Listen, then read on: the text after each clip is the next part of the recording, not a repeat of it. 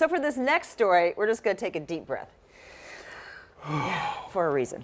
It's because that's something we take for granted, Jeannie. The ability to breathe, you don't even think about it until the moment you can't. That's what life was like for Larry Rawdon. He played the cello on Broadway, but his career was cut short because his lungs began to fail. And today, thanks to a double lung transplant, Larry has hope. Hope many more people will soon feel, thanks to a remarkable new program at the Mayo Clinic.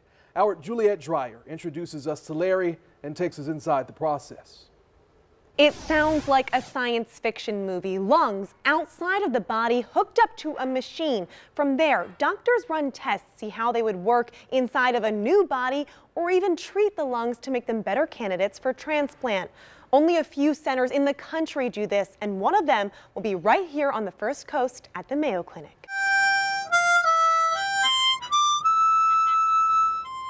Larry Rawdon lives in this moment, carried away by the tune from his harmonica.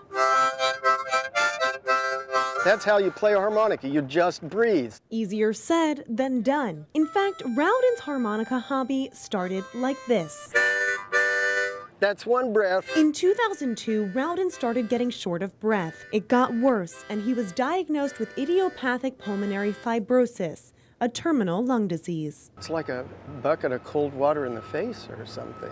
Rawdon's disease took him from New York to Jacksonville. He had his first lung transplant at Mayo in 2005. I still remember being able to take the first full, deep breath I'd been able to take in the previous 3 years. But 2 years later, his body rejected the new lung. Rawdon was dying, and he knew it. He had a second surgery, a double lung transplant in 2008. The former Broadway cellist turned to the harmonica to strengthen his diaphragm and new lungs.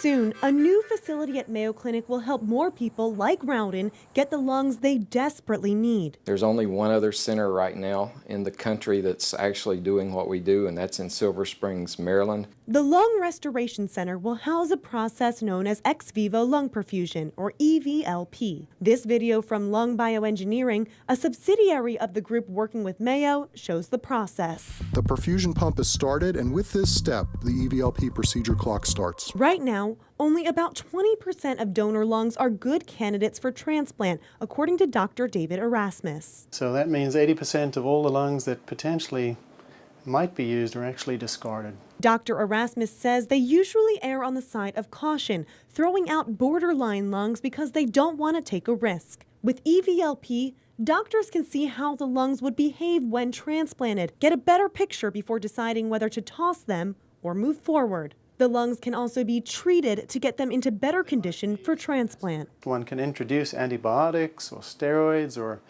other types of therapies, such as potentially stem cell therapy. Since Mayo's program hasn't yet started, Erasmus says it's hard to predict how much transplant numbers would increase.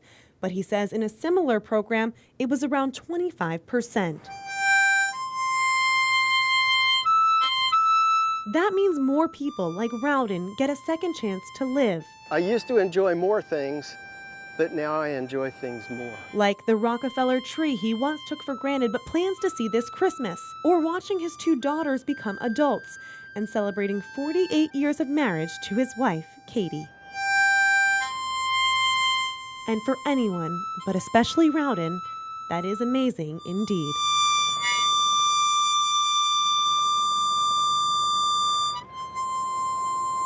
Mayo Clinic staff tell me they're still finalizing some details, so no date has been set for construction to begin, but it will likely start this fall. Juliette, First Coast News.